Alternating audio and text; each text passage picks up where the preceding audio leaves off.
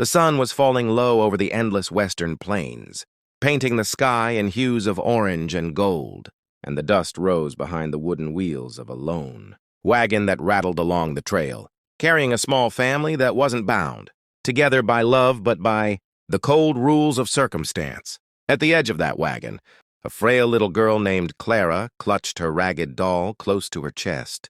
her eyes searching the horizon for any sign of belonging. But what she found instead was only the hardened stare of her stepmother, Martha, whose heart had long ago turned to stone,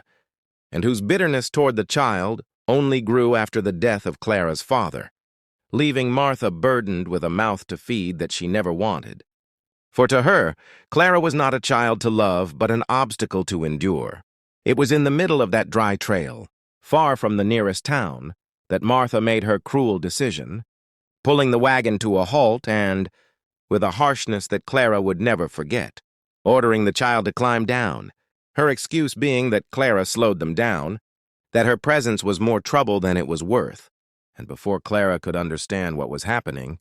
the wagon creaked forward again, the dust rising, the wheels spinning, the sound of her stepmother's voice fading into the distance, leaving the girl alone with nothing but her doll and the haunting silence of the prairie night that began to settle around her. Fear clutched her small heart, for she was only 8 years old, with no food, no water, and no family to comfort her. Yet in that silence, Clara whispered to her doll as if it could answer back, telling it stories that her father once told her about angels watching from the heavens and cowboys who rode not only for cattle, but for justice. And though tears streamed down her cheeks, she held on to hope the way she held on to that doll, with desperate, trembling hands, until the long night passed and the morning sun rose over the horizon, casting shadows that stretched for miles. And it was in that moment, when the last ounce of her strength seemed ready to give out, that the sound of hoofbeats broke through the stillness. From the distance came a rider, tall in the saddle, his figure outlined by the rising sun, a man whose very presence seemed to command the land around him. For he was no ordinary cowboy, but Jacob McGraw,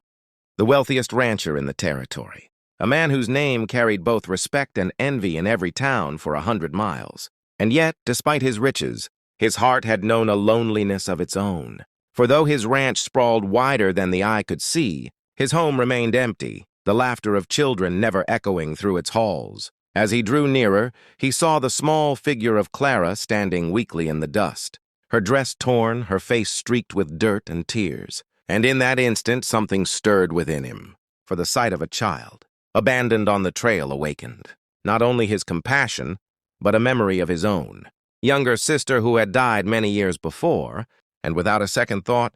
he dismounted and knelt before the girl, speaking gently though his voice was roughened by years of cattle drives, asking her name, and when Clara whispered it softly, holding tighter to her doll as though afraid he might take even that away, Jacob felt a protective fire ignite in his chest, for no child deserved the cruelty that had left her there. He gave her water from his canteen, bread from his saddlebag, and when she ate with small, grateful bites, he made his decision then and there.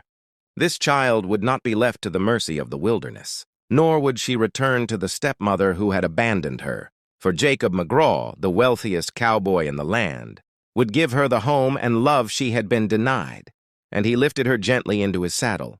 promising her with quiet words that from this day forward, she would never be alone again. The journey back to his ranch was not only the beginning of a new life for Clara, but also the start of a story that would travel across the plains, a tale of an orphan girl who found family not through blood, but through the unexpected kindness of a cowboy whose wealth was not in gold or land, but in the love he chose to give. And as the sun dipped once more into the horizon, Clara rested her head against his chest, clutching her doll, finally daring to believe that hope could be more than just a story told in whispers, for she had been left on the trail by cruelty, but rescued by compassion, and her life would never be the same again. And if you love this powerful beginning to Clara's story, make sure to subscribe to the channel, so you never miss the next chapters filled with heartbreak, hope, and redemption. Your support keeps these stories alive and growing.